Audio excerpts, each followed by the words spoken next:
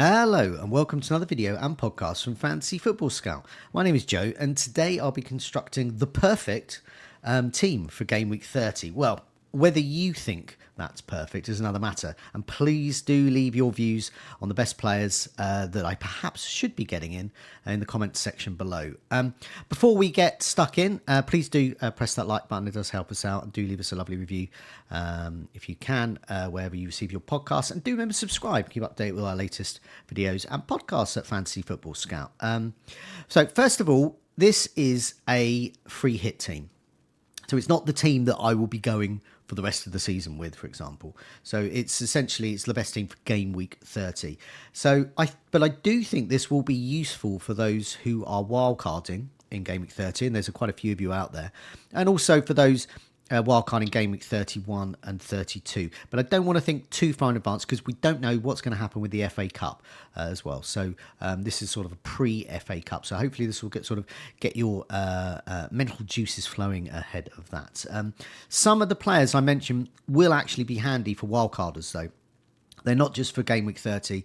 They could be for many, many game weeks to come until the end of the season. So some have a guaranteed double in Game Week 32. We know that already. That's Crystal Palace and Newcastle. They play twice.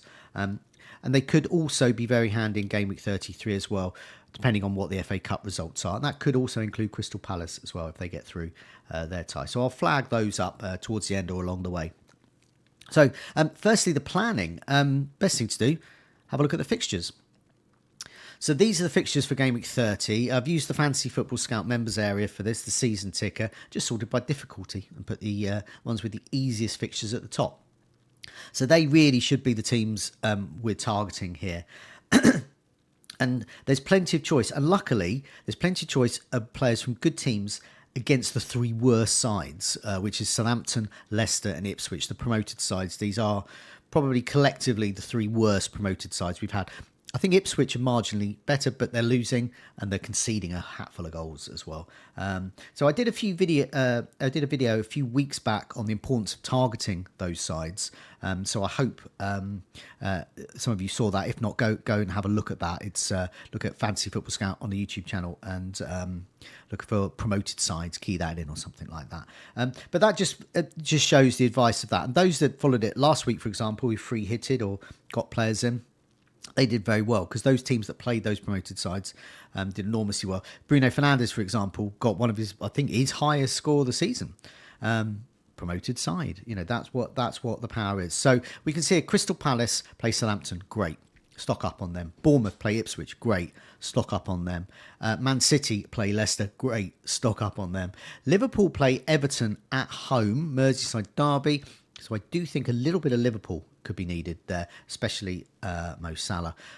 West Ham play Wolves. Now, that's a tricky one. West Ham, Wolves are next to each other here. Don't know which way they can go. That could be 0-0. There could be, but it could also be good for the likes of, say, Bowen, for example, or Strand Larsen. But I think, as my friends over at FPL Black Box called the Garden Centre fixture, this looks like a Garden Centre fixture. Newcastle play Brentford at home. That looks good, especially for Isak there. Nottingham Forest play Manchester United, could be good as well. And then you just get to the players you might not want.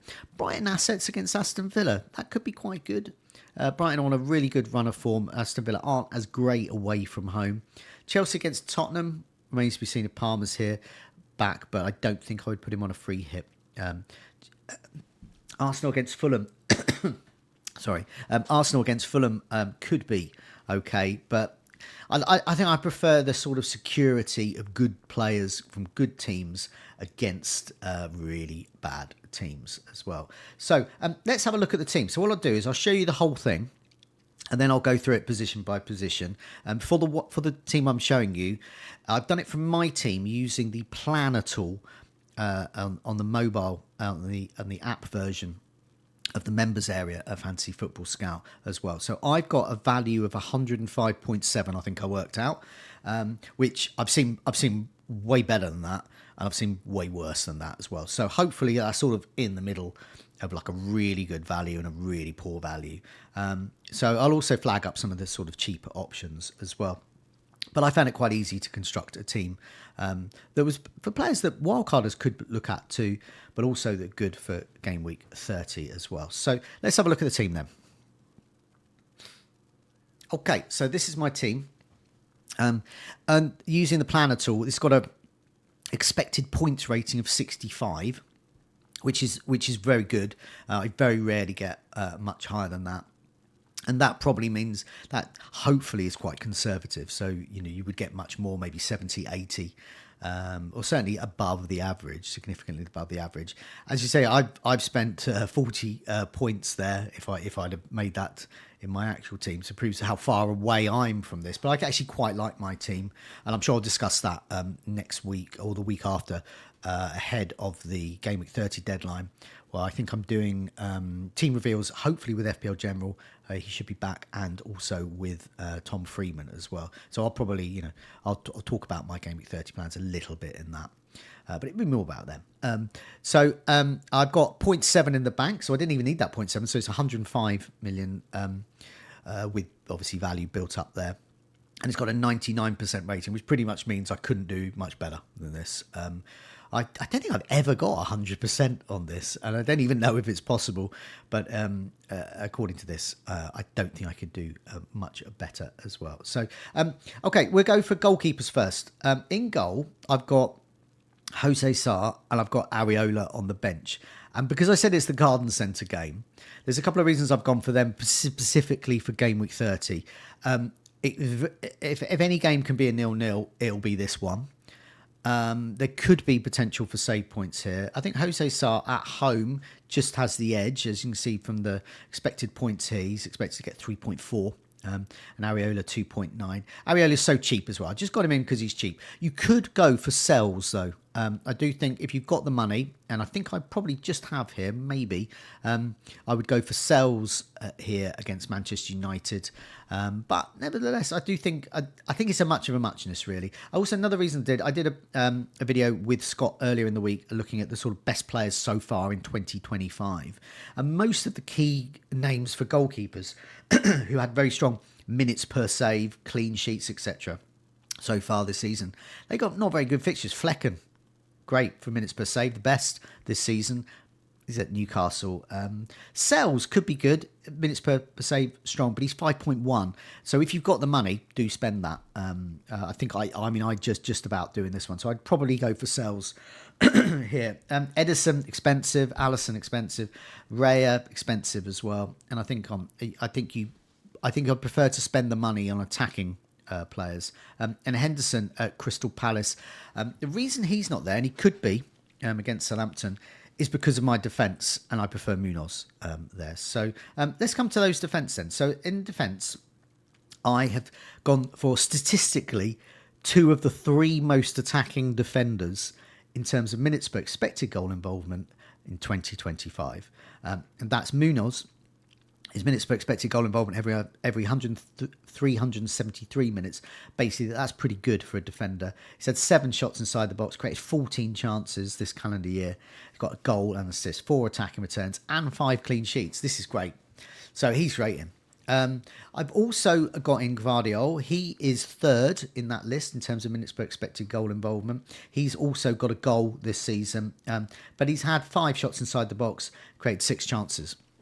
So not too shabby. I can afford to get him in. He's at home to Leicester. Leicester cannot score. I was listening to the commentary, their Manchester United game, and I think I mentioned it in a previous video, but I think it was Clinton Morrison was doing the commentary, and he was almost in tears as an ex-pro, just how bad Leicester were in attack and defence. So that's good news because Vardiol has got some attacking threat as well. So I think he's good. And Kirkes, he didn't quite make the list in terms of minutes per expected goal involvement, but he has been getting some really solid attacking returns, particularly assist potential here. He's in at home to Ipswich. So because it's at home, I think he could get, clean sheet potential there. Very, very strong asset. So I'm really happy with those 3 there. Let's move on to midfield. I've gone for Salah. I think he's an absolute must because he's at home to Everton. I've actually gone for the captain. In fact, the Rate My Team tool, which some of these expected points come from, actually rate Mohamed Salah a little bit higher than Haaland, who also makes my team. So he's expected to get 8 points. So that'd be 16 points for a captain. And Haaland, pretty similar, 7.9. I'm quite attached to Mo Salah, and so that's a bit of bias there. But you might prefer Haaland at home to Leicester. So I've definitely gone for Mohamed Salah there in midfield. I've also gone for Eze because I can afford him. But some people, I've seen Sarr in a lot of wildcard teams. My only problem with Sarr, I got him in. He looked great. Got him in. I think he got me one a turn in about 5 weeks. Got rid of him. And I don't know whether it's linked between Mateta there. Mateta hogs a lot of the points. But if Mateta is back, which it looks like he will be, Eze will be a bit of a problem. Sarr could be a bit of a problem, and you could see a lot of owners thinking, I might want to ditch him again. I think Eze, in terms of assist potential, could be a little bit stronger, but the statistics do favour Sarr, I must admit. So Eze could easily be Sarr there, and that frees up a lot of money. So Eze 6.7 and Sarr's 5.6. There's a million saved immediately. So if you're a bit low on budget, go for Sarr. I've gone for Mohamed Salah. Not much needs to be said about him. Minutes per expected goal involvement every 103 minutes. That is the best out of sure starters, I would say. And that's pretty much a goal involvement a game. 10 goals, 4 assists, 14 attacking returns this season. Got over 100. It's the only player on this list to get over 100 points this calendar year. So that's why I really like him. If you went for Sarr, he has got 4 attacking returns this calendar year. I do. If you got the money, I prefer Eze, just for the sort of more solid assist potential there. But both good. I've gone for a Man City option here. Now I've gone for Savinho. He is strong. I think he's on my list of best midfielders that I had in that video with Scott, best players of the year so far. Do have a look at that or listen to that. He's got 6 assists already. I mean, who knew? Because he's only in 5% of teams, but he's got 6 attacking returns this season. He's only 6.2 million, so I think he's a really strong option. But I could be prepared to remove him, and that is all to do with my forward line and whether I go for Marmoush. Because if I've got Haaland, Gvardiol, Savinho, there's 3. That's it, maxed out. But I think I would prefer Marmoush, but I also prefer Mateta. So you see what I mean? You've got to sort of prepare for these things, and that's why on my bench I've got Semenyo. So Semenyo's ready to come in, home to Ipswich. Seems seemingly nailed on the right there. Always attacking, always got a shot on him. So he's ready to come in, and then I could bench whoever I get in for Savinho if I wanted to save a bit of money. But he could become, say, Matoma, for example, and then I've got a benching decision. Do I bench Semenyo or Matoma? Matoma's at home to Aston Villa, and he's been very strong. Once again, on my list, he's had 5 attacking returns this calendar year. Very strong. He's only in 1 in 10 teams as well. So that role is very much up for grabs, but I quite like it at the moment with Savinho if I don't go for Marmoush. And then the final playing midfield I've got is Kluivert here. So as I said, I've got Semenyo on the bench and Kluivert. So it'll be a midfield of Eze, Salah, Savinho, or Savio as he's also known, and Kluivert. Now Kluivert is on penalties at home to Ipswich, so I'm not messing around here. Yes, they have a tough FA Cup draw a little bit before that, but will he be rested? I think Evan Nielsen could be, in which case Dango could play. But once again, I feel a bit more secure with minutes with Semenyo and Kluivert, and the penalties as well. I've actually got Kluivert as my vice captain on here. I think I'm meant to put that on Haaland, but he's a very strong option. It's a very strong option. Okay, so let's move on to forwards here. So as I said, I've already got Haaland. I've actually gone for the 3 best forwards in FPL in 2025 per minutes expected goal involvement. So I've gone for Haaland, I've gone for Isak, and I've gone for Mateta. I think all of them are captaincy shouts. These will be great. I mean, I might end up in my own team getting Mateta in. I've still got Cunha. I've got Isak. I've got Chris Wood. I'll play him happily at Manchester United. And I'll either get Mateta or Marmoush in my own team there. So that's how strongly I feel about those 2 players, that I would actually do that in my own team. And I've got Brian Mbomo away to Newcastle. Might bench him. I might need him as well because I've got Palmer in my team. He might not play, or we might not get any confirmation whether he'll play or not. So I feel post-international break as well, I feel I'm going to need a very strong first sub. Brian Mbomo fits that bill. So Mateta could come in for me. So here's some stats. In best forwards, 2025 minutes per expected goal involvement. Mateta every 98 minutes. 9 attacking returns. That includes 8 goals, 16 shots inside the box. A brilliant asset. But he has got this, I think he's going to be playing with some kind of mask or something. He's got some kind of ear injury or facial injury. So we'll see in the FA Cup. We'll know whether he's back for the FA Cup. This is huge long breaks, 2.5 weeks, between the deadlines from 29 to 30 here. So Isak, I think, is really strong. Scored in the League Cup final. He's in over 50% of teams. If you just want to cover effective ownership, but he's more than that. He's got 8 attacking returns, minutes per expected goal involvement every 110 minutes, pretty much goal involvement a game. If you can count a bit of extra time there. 14 shots inside the box, 9 on target, 7 goals and an assist.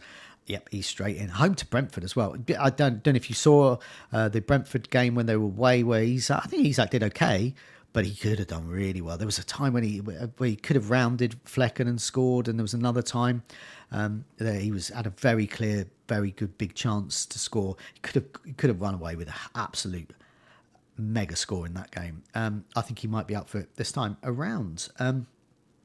And I've also gone for Haaland, as I've mentioned there. Minutes per expected goal involvement every 115 minutes, so just behind Mateta and Isak. The reason why I haven't got him in my team so far this calendar year, despite getting 9 attacking returns, is that price 14.8. So for him, you can get, say, a Chris Wood, who's got 9 attacking returns, same thing. And also, you've got left over for an entire player. Chris Wood 7.3, so you can get another 7-point-something player for Haaland. So in my actual team. But for a free hit, and also sort of on a wild card, I think I might be tempted if they're going to double. But I think this is the fixture. I think a lot of people got him in. He got a goal, I think, against Brighton. I don't know what people were expecting from that, but that's probably absolutely fine. If he plays and starts against Leicester, you would imagine he would get much more, so that he could be a very strong captaincy shout. So there we go. Haaland, Isak and Mateta. And on my bench, so I mentioned Areola already. I think that's the Garden Centre game against Wolves. Semenyo, in a free hit, you're trying to get a really good team. So you want dilemmas, and so Semenyo could easily come in there. Very happy with him alongside Kluivert. And then 2 defenders. So I've gone mega cheap here. I've just gone for the cheapest I could get. There were some reports that Konate, I think, pulled out of the France international game, but he's certainly, I think he is... Quansah could get extra minutes because he's been playing on the right instead of Alexander-Arnold. So he could be there, and that could be a clean sheet there for Quansah. So I think he's reasonable for a free hit. I wouldn't put him on a wild card, though. And Agbadou as well, once I said Garden Centre game, I think he's very strong for Wolves as well. I'm quite happy for him to come in as well. So, I've gone for really cheap there. Hopefully they won't be needed. Quansah, I think, will get the minutes. Agbadou will get the minutes. That looks like a boring game. But if you wanted to spend a bit more, which I can and probably would if I was genuinely free hitting here, hasten to add, I'm not going to use my free hit here. This is just to say, the best team I can come up with for Gameweek 30. I would go for Milenkovic and Nottingham Forest. Got him in last week. I mean, how good is it when you get a player in and they get a double-digit return instantly? But he could have another strong game against Manchester United. I'd probably get him in or Sells, or even both. If you've got Sells in, and Milenkovic might only be on the bench, which would be annoying if you got a strong return there. I mentioned about sort of wild card players as well. So let's have a look at the season ticker. We'll look at the season ticker for Gameweek 30 right till the end of the season here. So this gets a sense. I've mentioned some of the players that I think are quite good for wildcarders already. So if wildcarding, I actually quite like a lot of the players that I have picked. I'm stacked up on Crystal Palace. They got a double. I've got a sprinkling of Newcastle. They've got a double in 32. I've got Man City. They're very, very likely to double in Gameweek 33 because they play Aston Villa, and Aston Villa have Preston North End, I think. So they've got quite an easy game there. So you're stocking up on them, but you'd want to get a bit more. So I think for Newcastle, for example, if you were wildcarding, look at my team. I'll quickly go back to it. Look at my team there. On one of those bench spots there, I would go for Dan Burn, for example. So you're getting that defensive coverage there, or perhaps your spare goalkeeper would be Nick Pope, for example. But you're just building up there. You could even, for your midfielder, go for someone like Gordon and just park him on the bench, because he is suspended for this one, but you'd want him perhaps for Game Week 33. So there's definitely options there. So let's go back to the season ticker. So that's what I would do there if I was wildcarding. I think Savinho could be good. Semenyo, as I said, Bournemouth have great fixtures. And I think Wolves have really good fixtures as well. So that's why I think Sar's actually okay for wildcarders to go into. So if we look at the fixtures, and I've once again sorted this by season difficulty, fixture difficulty for the rest of the season. Newcastle are top, which is why it's good to. I would stock up for them if I was wildcarding a bit on the bench here, but it is Brentford. Anyway, got Brentford at home, Leicester away, and then they got that double Manchester United, Crystal Palace at home. That's really good. And then they got Aston Villa in Game Week 33, Ipswich in Game Week 34, brilliant. Brighton away, Chelsea in Game Week 36, Arsenal and Everton. So it gets a bit mixed towards the end, but pretty good. So you can sort of stock up on Newcastle and then start removing them. Man City, they've got really good fixtures actually. Leicester, Manchester United, Crystal Palace. At Game Week 33, they've got Everton. They could have two games. They could have that Aston Villa game, I guess, moving from 34. Then they've got Wolves, Southampton, Bournemouth and Fulham. It's a really nice end to the season for them. Wolves have got West Ham, Ipswich, Tottenham, Manchester United, Leicester, Man City, Brighton, Crystal Palace and Brentford. Another strong run. Nottingham Forest is like...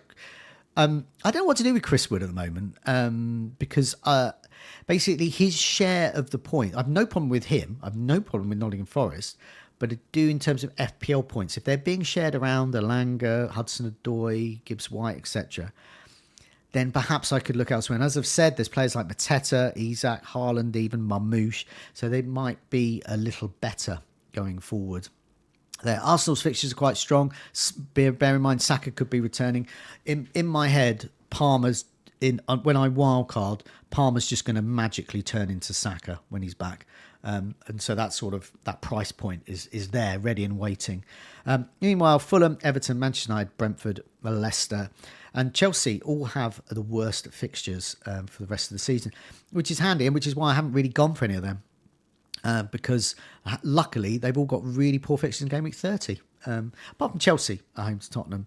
But Leicester against Man City, Brentford against Newcastle, Manchester United against Nottingham Forest, Everton against Liverpool, Fulham against Arsenal. Pretty poor fixtures for them. Anyway, I hope that has been of use. I hope whatever... I hope you do well, whatever decisions you make in Game Week 30. Good luck for that. Game Week 30 deadline is a week, Tuesday, I think. I think you might be seeing this at the weekends. I'm recording this on Friday. So if any of the players I've mentioned get an injury that's revealed or something like that, obviously, hopefully I've given you some alternatives and some cheaper alternatives as well to go for. Thanks for your time. Take care. See you soon.